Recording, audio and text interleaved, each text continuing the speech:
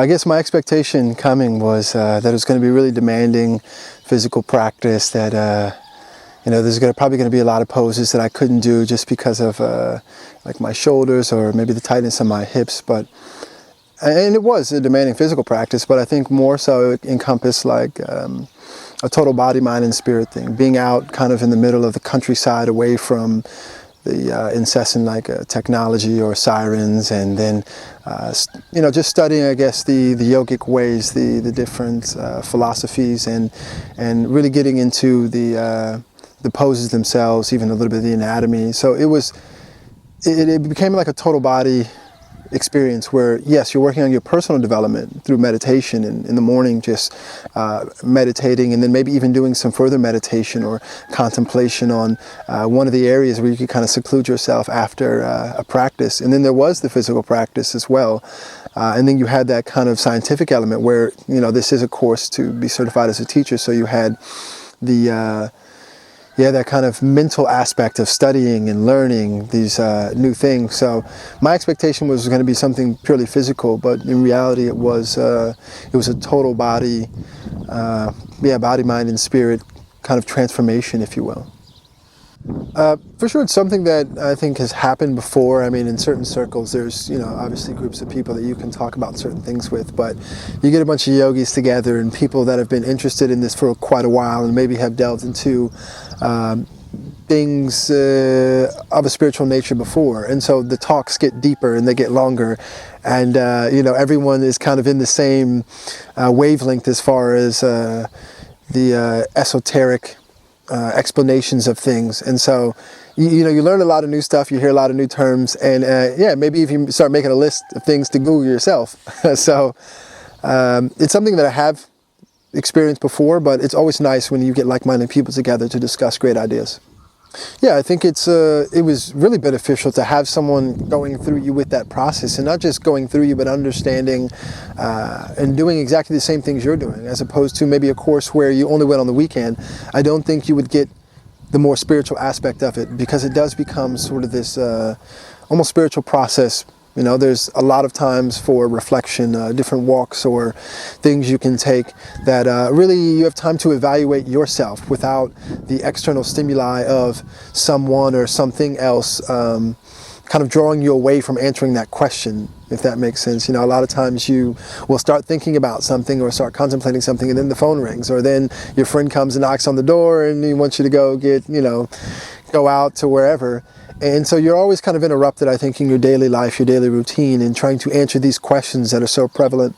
And when you come to a place like this and you're secluded from, general distractions of the world, and you're around people who are also, focusing their energies into transforming themselves, and trying to find, I guess, a piece of themselves that they lost, or understand more about themselves, that the growth is kind of expedited because everyone is involved in that, and you can feel it. It's a tangible thing that's around on the premises. You can feel people are looking and searching, and when you get a bunch of people doing that, I think it just it speeds up the process.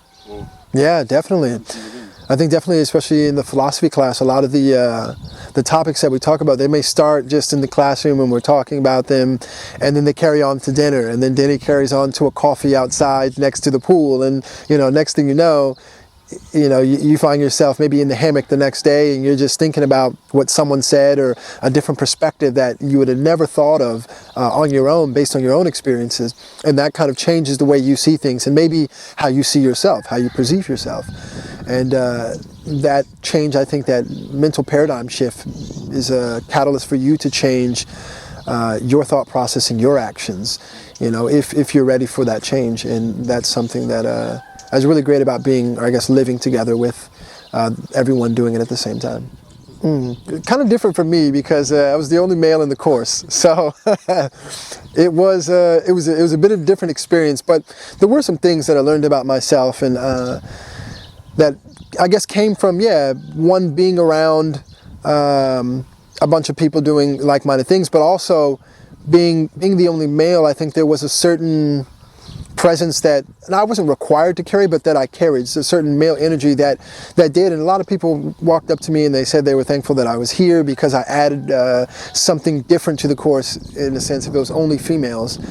And yeah, I guess you have a deeper, not understanding or respect, but maybe an appreciation for the different type of energies that are needed in life. I mean, right, yoga is about union, male and female, so you have this male energy and this female energy here, and you can really see, or I really got to see how all aspects of that divine energy, whether it be the male or female energy, can really influence a person. And there are some things that I took home personally that I didn't think I was going to learn here that I ended up teaching. But I remember Roberto saying something the first day we came in, we did a restorative class, and he said, this may not be what you expect, it may not be what you want, but it certainly is what you needed, and you're here for a reason, and that if you open yourself up, the reason will reveal itself to you, what you were supposed to get out of this course. And for sure, I think that's happened to me. Come in with an open mind. For sure, there's going to be a period where you're saying, hey, you know, I'm around too many women for too often. And that's when you take some time to yourself. You know, that's when you take and you go on a walk, or maybe sit in the hammock, or yeah, that's a lot of things I did. Maybe even some of the other guys on the facility. And yeah, you take some time to yourself. But I don't think they should be worried about it. It's, you know, at times it's great, and at times it's not, but such is life, right? I think that the space is really, it's kind of ideal. I mean, there's about an hour walk away from the nearest town. So you're further enough away where you're not inside of any sort of like interaction with other people, but close enough where you could be there in an hour's walk, or what is it, 15-minute car ride, or whatever that is. But also the scenery, I mean, in the foothills of the Andalusia, so the sunsets here are amazing. Just the nature, being around, hearing the roosters and the chickens and all the different birds. And me personally, coming from a city background, I always tell people I'm a city dweller. I mean, I love the city, but there is a time when you step out and you're just communing with nature, and you find yourself walking along and thinking about something, you know, that happened 7 years ago that you never would have thought about. But it's that silence, and I think very much so the meditation has helped with that, and the philosophy, and you start realizing, okay, maybe this is why we meditate, to have that space when we're thinking, that just extra space before we react to something, that we actually take time to think about it.